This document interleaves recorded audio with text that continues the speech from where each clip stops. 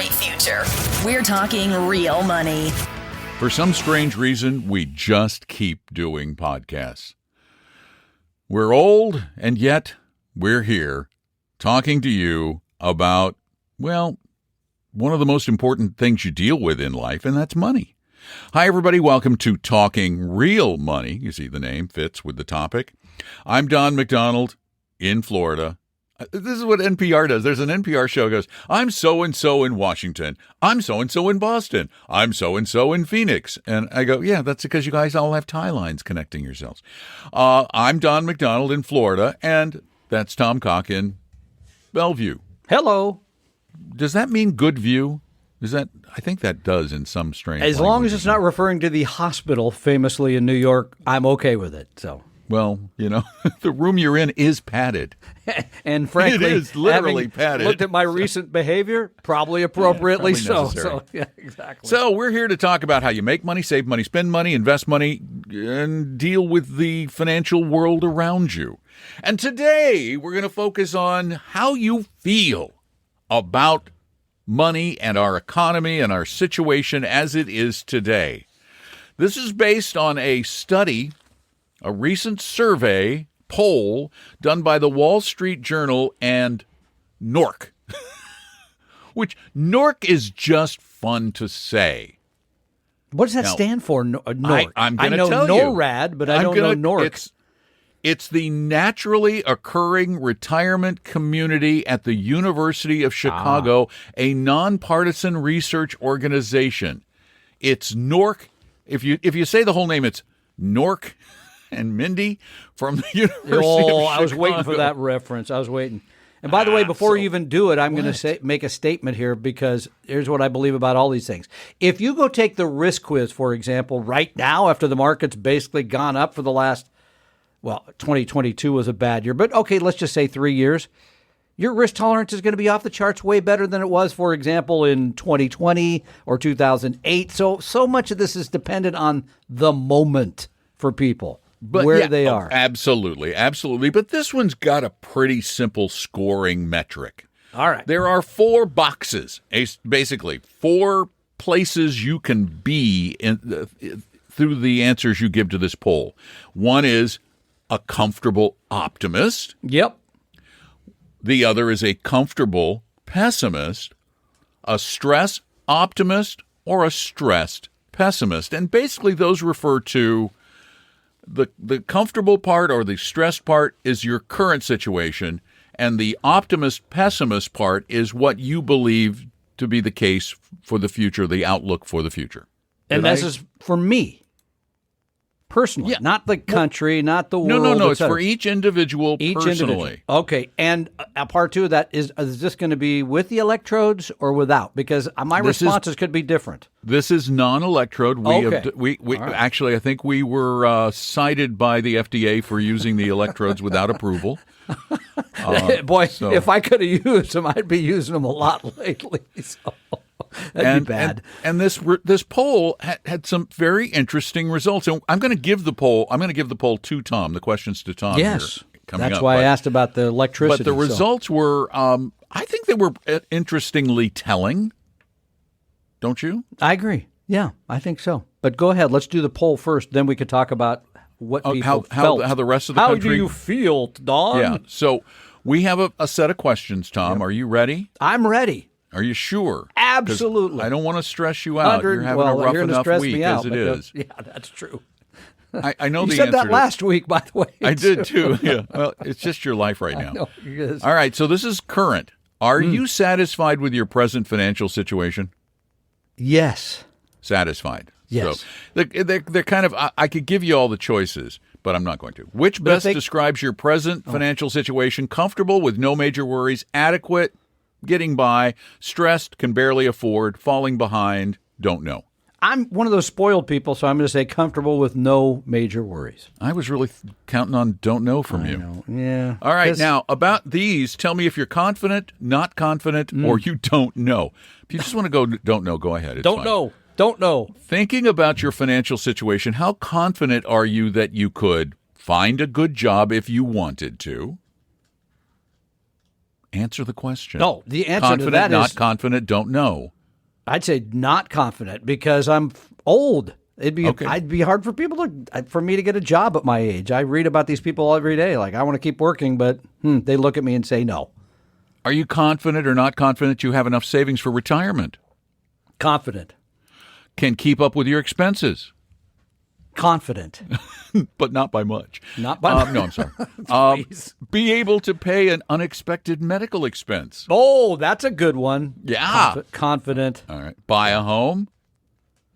Wait, I already have a home. I know, but if you had to buy another one. Oh, confident. All right. Yeah. Have enough money to buy a car. Yeah, you just did this. Yes, I just bought one. So confident. Not for me, of course. But have enough for a vacation. A vacation in the next 12 okay, months. Just go ahead and say it. One. Just go ahead and say it. Just get it out there. Are you confident you have enough money for several vacations in the next 12 I was waiting for that. Confident. Well, hopeful. I knew he was but confident. yeah, okay. No, Yeah. he's confident. I know, I am.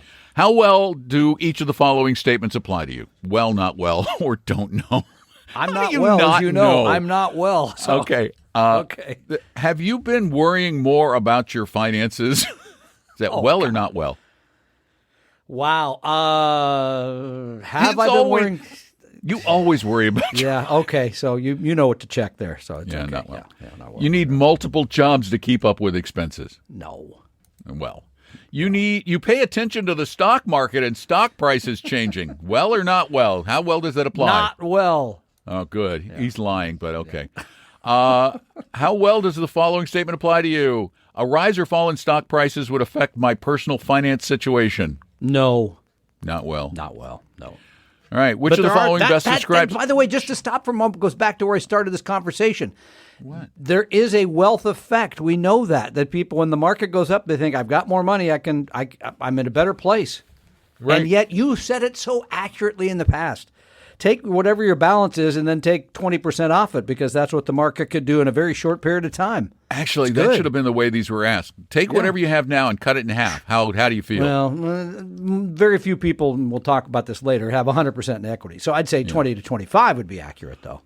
Which of the following best describes you and your family's situation when it comes to cost of living? Not concerned. Refer to the previous vacation question. Not concerned, not a problem now. It's rising and creating strains. It's rising and creating major strains. It's rising and creating strains because my daughter's getting ready to go to college. So I keep getting all these reports about how much it's actually going to cost. Is that so true? There's a unique experience.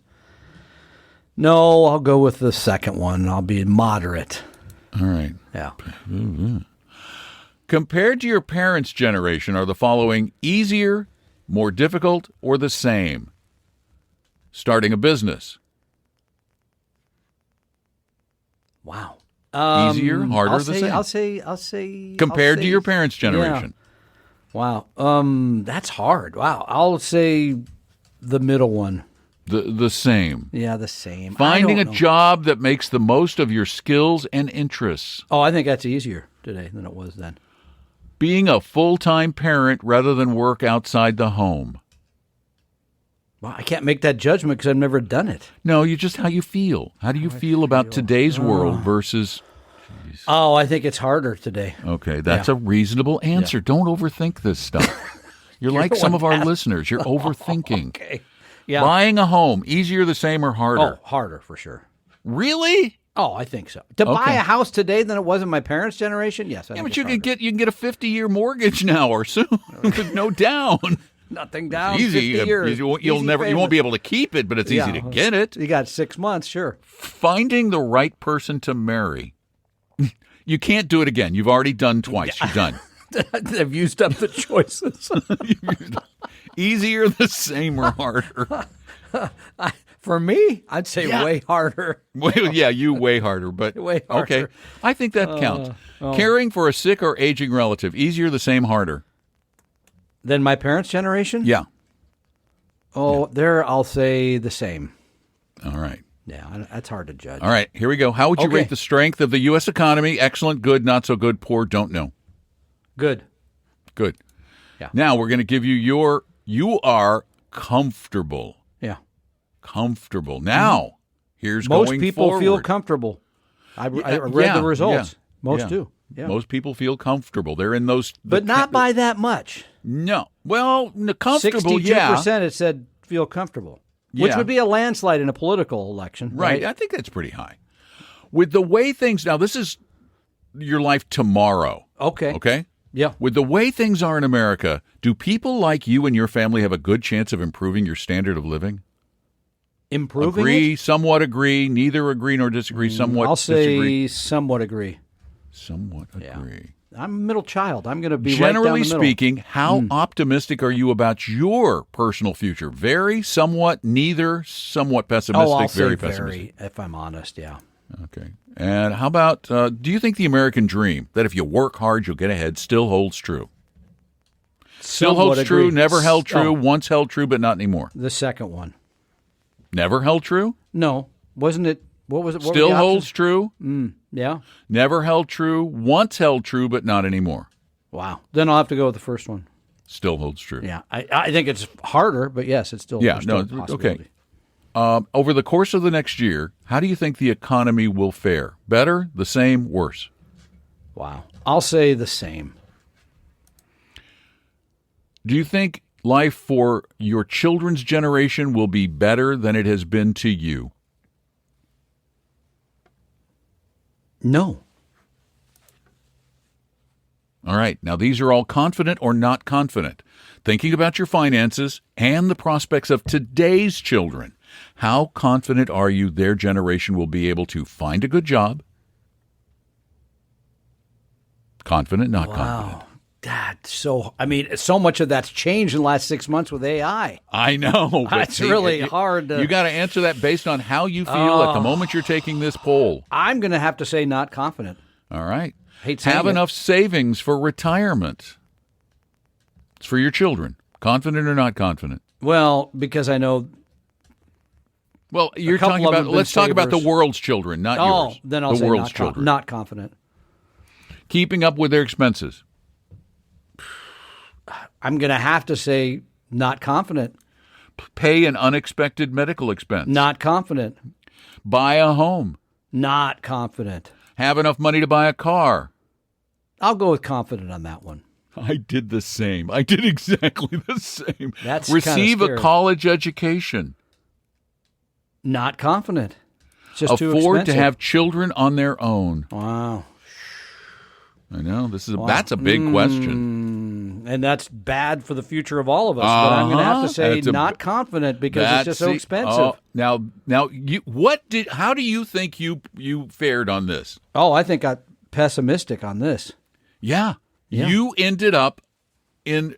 You said you thought you'd be a confident optimist when we started, Yeah. but it came out that you are a confident pessimist. But 77% of people surveyed are pessimists. Right. Yeah. And so what's interesting is that according to the poll, the national poll, the majority of us are comfortably pessimistic. Yeah. Like Tom and me. Yep. Yeah. We're okay with now, but we worry about tomorrow. And Well- what's fascinating is that the number of pessimists together way outweigh the optimists. Now, I think we need to be honest with ourselves, too, and because this is something you spend more time talking about than I do.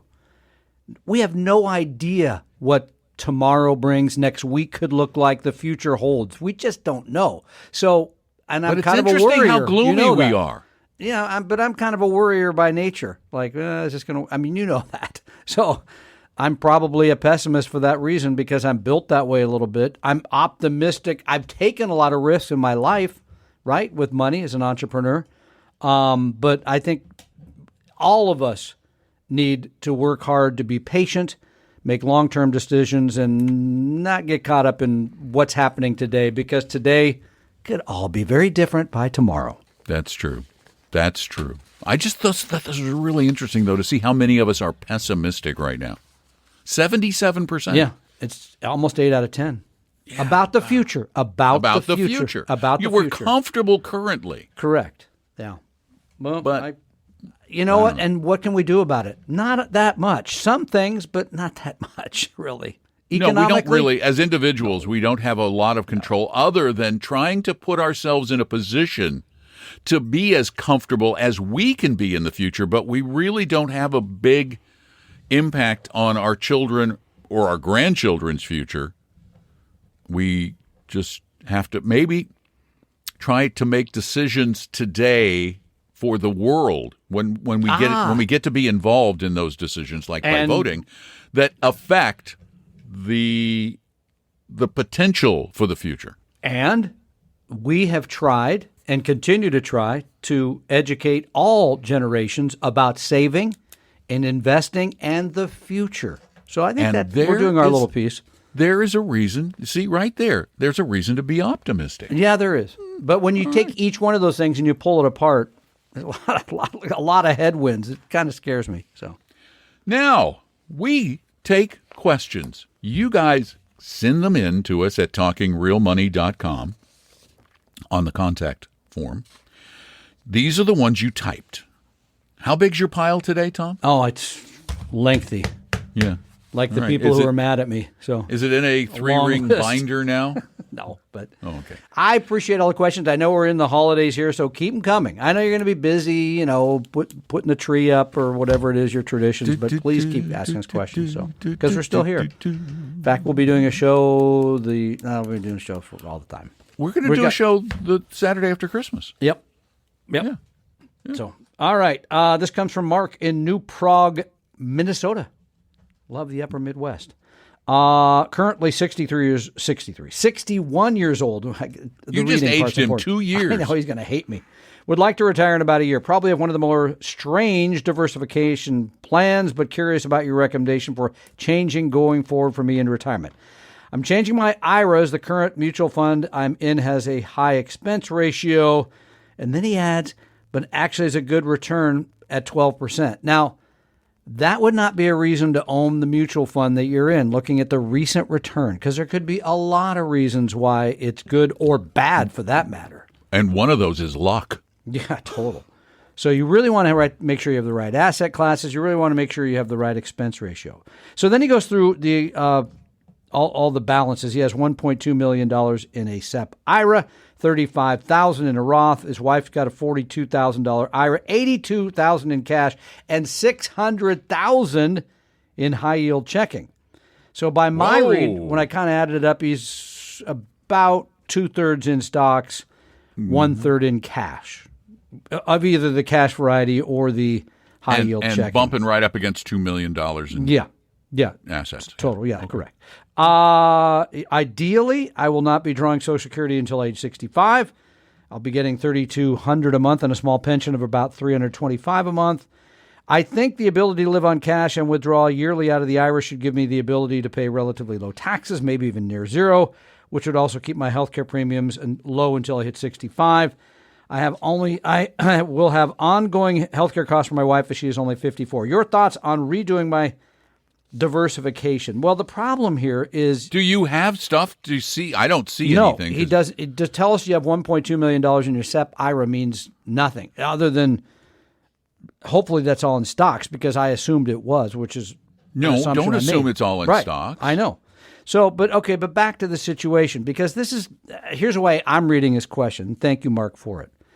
Is how much risk should you be taking if the guaranteed income you're going to get from Social Security and a pension appears to pay all the bills? That is such an interesting question, because the answer is actually the opposite of what you'd think it would be. Please. Here's the answer. You don't need to take much risk. Thank you for that. That's why we call it a risk profile. It's tolerance for and need to take risk. The fact of the matter is, risk is not just about how much money you're going to be making in the future. It's about how you're going to feel and how you're going to behave and how you're going to react. And if you had that entire $1.2 million going into retirement in equities, well, the depending on you and your tolerance, which factors into the formula, you might panic just when the market is at its worst, because that's when all the headlines start saying, oh my gosh, it's just going to get worse from here. It's been this bad. If it's been this bad, it's going to get worse. It always happens. You know, the magazines back in the past had bread lines on the cover during the crash of 01 and 2008. They did. So the implication is, dude, you're going to be 20 years before you recover, and people start going, oh, I better get out now, even if it is at a big loss. So that's really the determinant, not how much income you have. Yeah, and there's another part to this. His wife's a little bit younger, so that's something to consider. Part two is he didn't really talk about the planning part. Do you have a plan that says, here's how much risk I need to take? What do I need to make on my money to make sure I'm going to sustain myself? Which, maybe, as you said, doesn't sound like much. But I did see one glaring thing that bothers me about his portfolio. What's that? Big, glaring thing. Yeah. $600,000 in high-yield savings. So you'd rather see that in a bond fund of some kind? I'd rather see it in a bond fund. I'd rather see it in a CD ladder and high-yield savings. I'd like to have 12 to 24 months of expenses in high-yield savings. That's it. Don't use it as a long. And by the way, what is that? We haven't because looked in you a while. want to lock yields in case rates fall. We haven't looked in a while. The high yields are still paying somewhere in the 4s, I imagine, something like that. I'm just guessing. You're right. I have not looked. We haven't had that question in a while. The way we used to get it basically every single day. So yeah, and maybe you mix that a little bit, as you said. You could have a CD ladder, you could have some bonds in there, and maybe the high yield is part of it. But for the shorter term. Look at good old Everbank. How hanging much in now? there. Still over 4. And Genius Bank hanging in there, 4.05. Okay. There you go. So you're still making 4%. So, but I think that's a weakness. I would also, before we could really have any judgment about your portfolio, have to know how that $1.2 million in your SEP is invested. The Roth should be, it's a small Roth, $35,000. That should be 100% in stock. So that could be all in stocks because that's really long-term money. Yeah.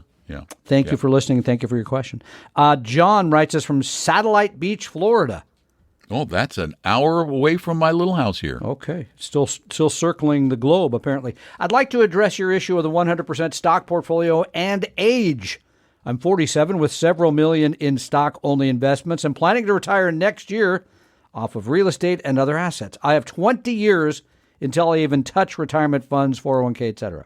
Your advice seems aimed at people approaching retirement and doesn't cover younger individuals. If you're in the accumulation phase, why would you not recommend 100% in stocks? Not everyone gets spooked by downturns and can have a long game mentality. Why not shoot for the maximum returns? Because, again, we're generalizing. We are talking to hundreds of thousands of people. And you just said it. Some people are very comfortable with extreme volatility. Okay, I'm going to argue with you that very few people can take 50% I was just going to amend that to very few because we know that we've anecdotally from multiple surveys we've done of our listeners and our audience, and we have rarely seen an audience that will raise a hand.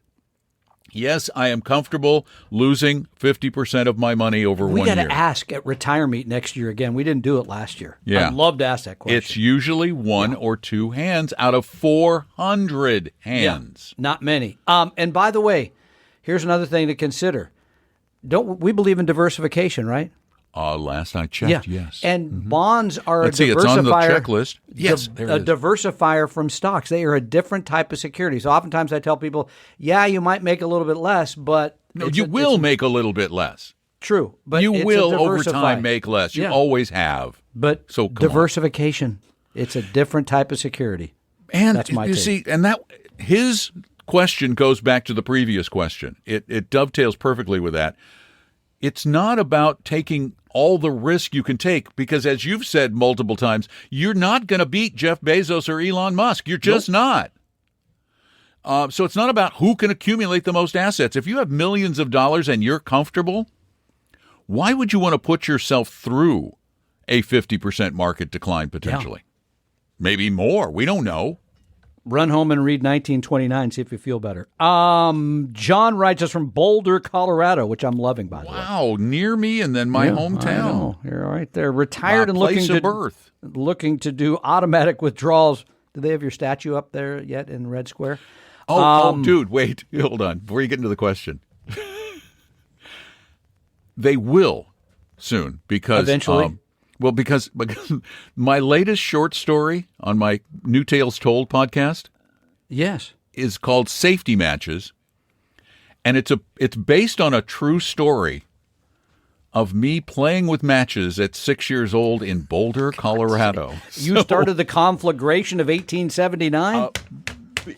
I don't want to spoil the story, but okay. maybe a little. Okay. It's a lot to take on, but I respect for the fact that you're standing up. John, again from Boulder. I was forced to. You're forced to start a fire. Okay, I really got to listen to this podcast. No, I was forced to step up at the end I see. there. So. Okay. He says, retired and looking to do automatic withdrawals from our IRAs to fund living expenses. All of our investments are in index exchange-traded funds. You know where we're headed with this one. We've learned that you may not set up automatic withdrawals every month from accounts that hold ETFs. Only mutual funds. So in retirement, should we switch from ETFs to mutual funds? FYI, Vanguard, Fidelity, and Schwab all have this policy. Yeah. No, because they're ETFs. They have to be sold, and they have to be sold by you. You have to be the one doing the selling. Exactly. But there's an easy way around this. Why mess with it at the beginning of the year, or if you prefer, the beginning of the quarter? If you don't like mind a lot more, the beginning of the month. No, put money twice into a year. your Twice a year. Yeah, I say once. It's easier at the beginning of each year because then it gives you a budget for the year. Say, okay, in 2026, I am going to need $50,000 to live on. Then you go to your brokerage firm and you rebalance your portfolio, and you take, if you have enough from that, then you use that for the cash in a high yield savings account, and you spend that down for the rest of the year. That's all there is to it. And then you sell a little more if you need extra money. So it is more complex. It is not as you said, complex. No, but it is harder to buy and sell ETFs due to the nature, the fact that they're trading all the time, the fact that it's just harder. But you said it. Just do it once or twice a year. You don't have to do this that often. I mean, okay, if you can find the exact same mutual fund, which many times you now can, not always, but you know, so then you can't buy the ARC fund as a mutual fund.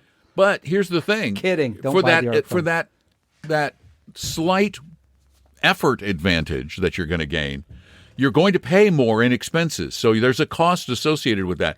Almost always the mutual fund is more expensive than the ETF. I think people have a tendency to believe in retirement that they should sell securities on a regular basis to finance their living expenses. I think that's overrated. I got to be in the market right up to the time. Yeah, okay. No, maybe. you actually probably shouldn't. Yeah, because then you have a high comfort level that you're covered for the next year, even if the market does crazy dances. Which crazy dances might be just around the corner, considering how normal everything's been. That's it for the questions today, my friends. You can send us more easily. Go to talkingrealmoney.com, click on Contact Us. And if you want to actually talk with us with your mouth, yes, to our ear and the other way, which sounds just gross, but I'm not putting my mouth on your ear, Tom. Thank you. I'm not really appreciate the fact that you're not going to. I'm not. Been friends a long time, but it ain't going to happen. I've never put my mouth anywhere near your ear. That's true.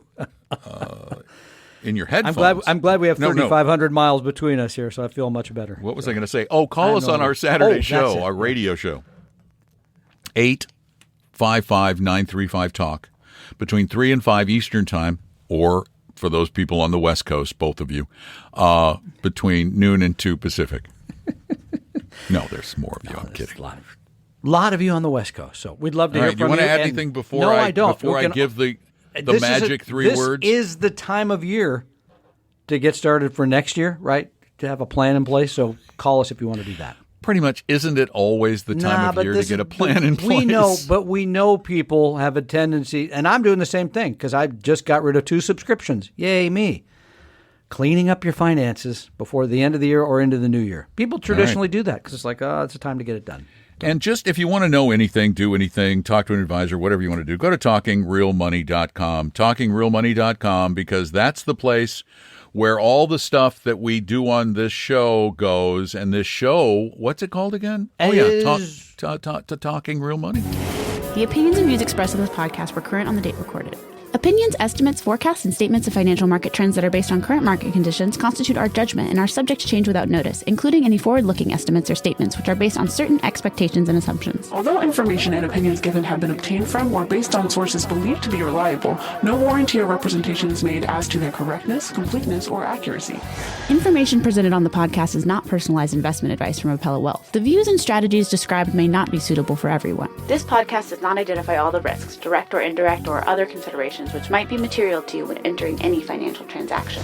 Past performance does not guarantee future results, and profitable results cannot be guaranteed. We hope you realize that the information provided on Talking Real Money is for informational, educational, and hopefully enjoyable purposes only.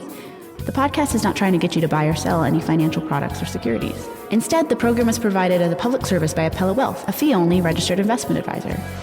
Please see Appella Wealth's ADV Part 2A on our website for information regarding Appella's fees and services. Appella Capital, LLC, DBA Appella Wealth, is an investment advisory firm registered with the Securities and Exchange Commission. The firm only transacts business in the states where it is properly registered or excluded or exempt from registration requirements.